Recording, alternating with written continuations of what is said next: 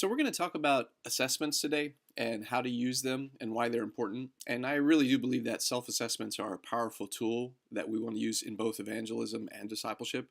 We live in a culture today where people would rather tell you where they are than have you tell them where they are. And I also think that there's something very spiritual about self assessments in the aspect that um, the first words God spoke to fallen people were self assessment questions. They were, where are you? Who told you?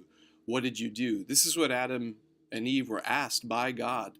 And God already knew the answers to those questions. I think He wanted Adam and Eve to understand where they were, who they had listened to, and what they had done in order for them to kind of own where they were in their rebellion against God.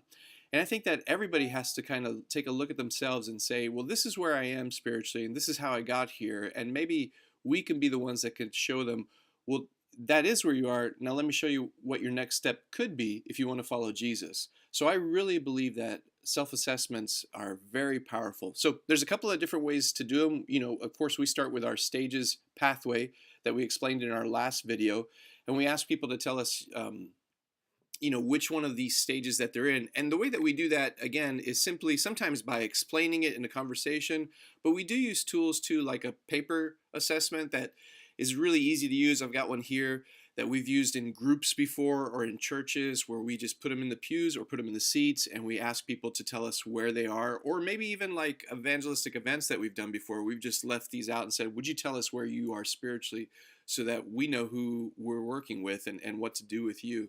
And people are willing to do it. Self-assessments are popular nowadays. You can see it in social media that people are filling in polls about what character they are from a certain movie or movie franchise, and they're willing to do that. And so I would suggest that you use them as often as you can. Let people tell you where they are spiritually. But a more in-depth assessment that we do is our online assessment. And we recommend that you go to the website and check it out for yourself. And let me get there for you. Here is our section. Let me go back to the beginning of the site so that you could see where it is. But here's disciplemakingstages.com. If you just scroll down, whether you're on your phone or on your computer, and you go to the stages assessment section where it says give or take a stages assessment. Again, you just click on the button, and there you have a link that you can email someone that you're working with, or you can have them go to the site. And we're going to fill out an assessment because I want you to see what it's like to fill one out and also to get the follow-up email. So I'm just going to put in a fake name here. Let's put, Joe Believer, someone who's kind of, you've known, who claims to be a Christian, but maybe doesn't really know how to grow on their own. And we'll show that later in the assessment. So we'll put Joe Believer at gmail.com. And I have no idea if that's a real email. And I'm going to put me as as his mentor. Or his discipler or his pastor, whatever role I have in his life. And so we'll put in my email here, which you're all welcome to if you ever want to email me about discipleship. And the first question is, I am mainly a thinker, I'm mainly a feeler, I'm mainly a doer. Well, let's just say Joe is a thinker, like a lot of people in our Western culture. And which statement best describes you? I'm curious about Jesus and his message, but I don't consider myself a believer. I consider myself a believer, but I don't really know how to grow in my faith. I spend time with God on my own, and I am growing, but I would like to learn to help others grow. Or I'm currently discipling someone, but I can use some extra encouragement and resources. So let's just say that Joe Believer is a believer. And we'll hit next. Now there's going to come up some questions that ask him to kind of self-rate some of the different growth rhythms that we want believers to develop. And we'll talk about those growth rhythms later because they're important, but essentially, it says, your stage is believer. This is what you said, Joe Believer. And now we're going to ask you some questions like, I know the basics of Christianity. I stopped by the Bible. Not really, or yes, definitely. Let's say he's somewhere in the middle, a 3. I think I can explain my faith to someone else. A little bit tougher for him, so let's put a 2. Or, an important question, have you been baptized? And we'll say, yes, he's been baptized. Okay, now we get to a few more questions. Stages growth assessment. Here we're going to rate, how does he get along with God? What does that look like in his life? So under prayer, we say, I pray on my own regularly. And he's going to say, I do pray a lot.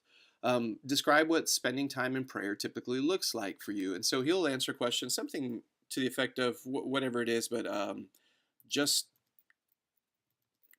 talk to God about anything. Okay, that's what his prayer life looks like. Study. I study the Bible regularly on my own. Maybe that's a little bit tougher for him.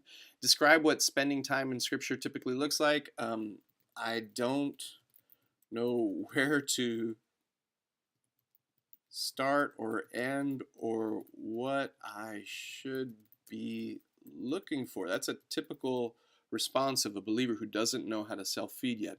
Worship on my own regularly. Yeah, I go to, well, actually, no, this is on my own. I don't do that too often. I usually just go to church, is what Joe Believer might say. Now, his get together with other believers discipline. So I regularly gather with others for prayer, Bible study, and worship. Let's say, yeah, I go to church every Sunday. So, yes, definitely. Describe how you gather with other believers for prayer, Bible study, and worship. Just say maybe Sunday mornings is a typical answer. And Bible study or small group. And maybe that's it. And we're finally going to get to the get active section of what does your obedience look like? And the question is, I regularly turn away from sin and obey God even when it's tough. And maybe just being honest, he's going to say that doesn't happen a lot. Describe what areas of life which are hard for you to trust and obey God with. Well, I don't know, maybe his finances and relationships. Those are typical answers. Serving others. I serve others on a regular basis. Sure, maybe he sets up chairs at his church or he's there greeting people or serving coffee. Describe how you regularly serve others. Okay, coffee and chair setup. Maybe that's his idea of service. And sharing his faith. I share my faith with others regularly. Well, if he's like most Christians, probably not really. Describe how you regularly share your faith. Here's a typical answer. I live it out, but don't say much. Okay, that's an answer that you'll get often when you disciple people. Okay, lastly, we just want to say, in what 3 areas do you most want to grow spiritually? And we'll say something generic like faith, hope, and love. And what do you think's holding you back? Probably something like time and fear. And then we'll just submit the assessment, and all of a sudden, I'm going to get an email. Let's start reading some of this together, and so you could see what you get when you fill out a spiritual assessment. Hello, Seba. Joe Believer has recently filled out a spiritual growth assessment, and it kind of explains what the purpose of that is. And you get to know right away that he's identified as a believer. Okay, in step 1, it says, make sure the person you're working with filled out the stages online assessment form. Mission accomplished. They've done that. And here's some of the early results. It says that I am a thinker, and that is good for you to know. And we're going to talk about this when we do our head, hand, heart video, but it's really important for you to know that he's a thinker because he's automatically going to associate more and more information with growth, and you need to know that as his discipler. He's also told you that he's kind of knows the basics of Christianity, and he has a hard time explaining his faith, but he has been baptized. All things that you want to know. And then what it tells you to do is to say, listen, when you initiate this relationship with Joe Believer, have the talk with him. He's not a new believer, so you just want to have the regular talk for a new discipleship relationships, and you'll print out this PDF and you'll go over it with them and say, look, this is what our relationship will look like. And that'll be the summary of your entire first meetup. You'll go over the assessment, you'll go over growth rhythms, which we'll have a future video for, and you'll go over what meetups look like. Again, we'll have another video for that. And so going back to our assessment here, the email, it starts to tell you his scores. And then it starts to say, look, this is what his prayer life looks like. This is what his Bible study looks like, his obedience, his gathering with others. He just is able to give you all the answers that he thinks about himself. And then in step 3, it encourages you to start addressing some of the things that you're reading. So we've suggested some growth areas of things to know and things to feel and things to do for Joe as a believer. And you can match some of those growth areas to how he's assessed. So if he says, I don't really know how to read the Bible, well, maybe this how to read the Bible using some simple tools would be a great tool for him. So you could just click on the link. And again, we have a very simple PDF that you can go over with Joe. You could read it together. You don't have to teach it to him. You just need to explore it with him. And so there's all these different kinds of lessons that you could do with him right there in your follow-up email.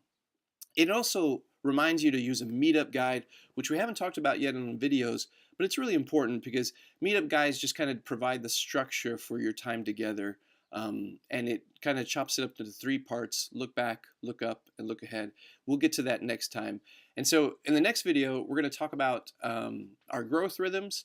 And so please subscribe if you want to keep getting these videos, and you can find all the links to everything that we just talked about in the description. Thanks.